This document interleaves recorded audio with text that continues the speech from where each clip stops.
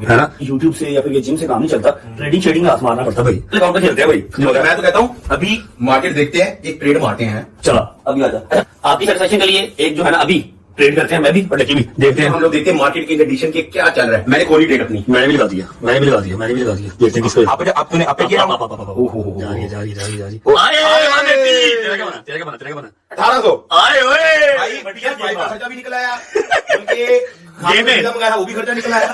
ठीक है भाई, ऐसे होते हैं। गाड़ी पे पेट्रोल डलवाने के खर्चे भी निकल आए। सुकून हो गया नहीं हो गया। आप भी बायनोमो से ट्रेडिंग कर सकते हैं और साइड इनकम अच्छी खासी जनरेट कर सकते हैं। अच्छा, वीडियो कंटिन्यू करने से पहले तुम लोग को बता दूं अबाउट बायनोमो, जिसको आप डिस्क्रिप्शन और पिन कमेंट से डाउनलोड करके अपने को रजिस्टर करके ट्रेडिंग स्टार्ट कर सकते हो। बेशरम आदमी, तुम्हारे बाप का पैसा है। लेकिन यार ये जो एप्लीकेशन डिजाइन की गई है ये टोटली मतलब एक जुआ है। आपने एक टाइम भी फिक्स कर लिया, एक पैसे भी फिक्स कर लिए, या तो आर या पार, या लॉस है या प्रॉफिट है। ठीक है, तो यार ये 100% मतलब जुआ है और 100% स्कैम है। और बेसिकली ये जो एप्लीकेशन है इनके बिहाइंड पे भी टीम बैठी है। मतलब अगर आप ये गोल्ड पे ट्रेड कर रहे हैं तो सर यहाँ पे कोई बैकएंड पे टीम नहीं बैठी इसको हैंडल जो कर रही हूँ, नहीं।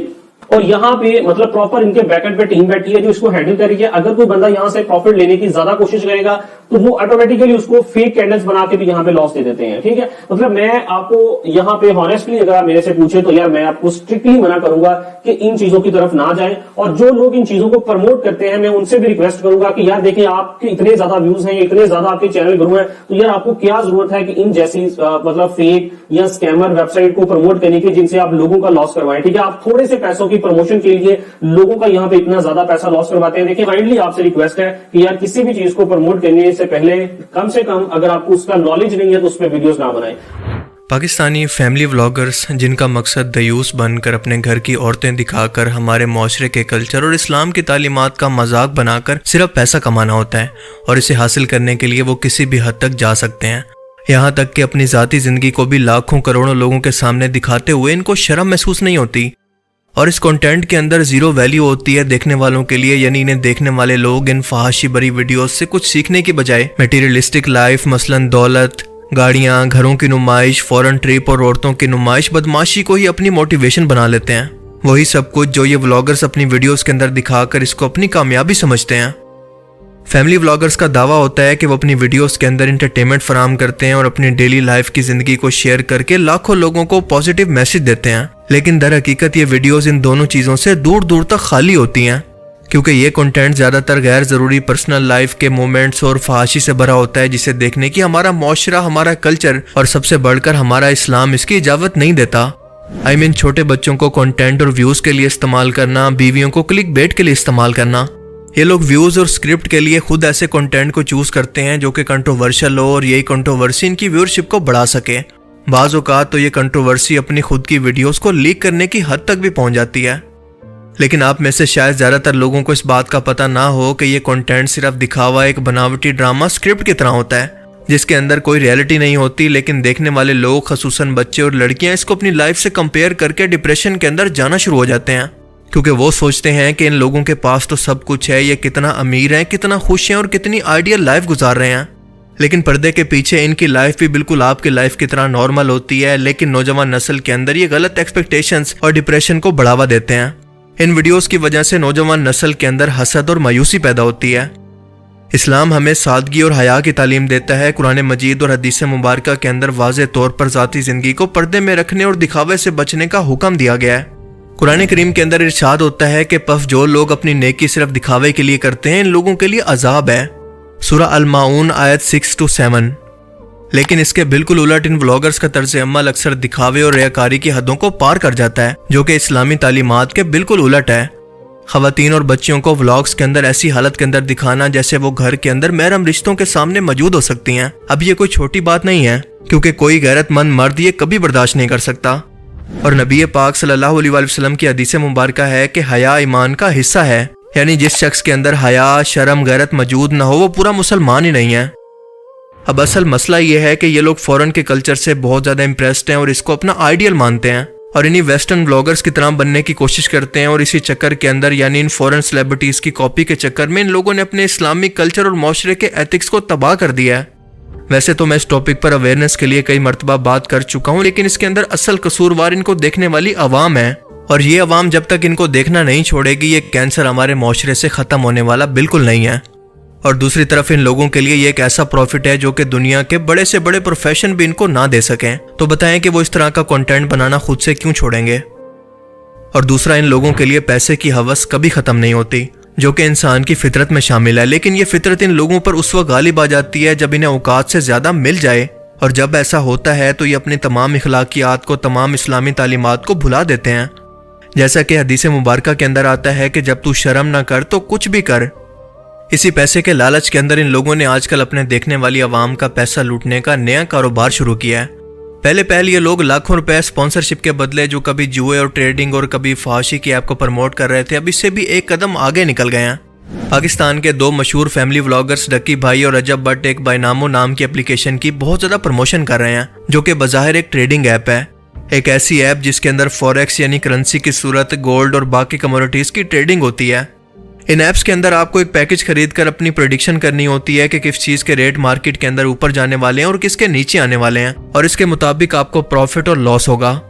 लेकिन दोस्तों, ये मामला इतना सिंपल नहीं है, क्योंकि बिहाइंड द सीन ये और इस जैसी एप्लीकेशन एक जुए की तरह ऑपरेट करती हैं और इंसानी लालच को बढ़ावा देकर इनसे जितना पैसा हो सके लूट लेती हैं। इन एप्लीकेशंस का सिस्टम इतना कॉम्प्लेक्स होता है कि देखने वाले इन लोगों को, फॉलोअर्स को, जो कि फॉरेक्स ट्रेडिंग के बारे में कुछ नहीं जानते, इसको देख कर ही कंफ्यूज रहे और मुसलसल लॉस की वजह से मजीद जितना हो सके अपना पैसा इस लालच के अंदर इन्वेस्ट करते जाएं कि अगर एक बार प्रॉफिट हो जाएगा तो पिछला भी रिकवर हो जाएगा।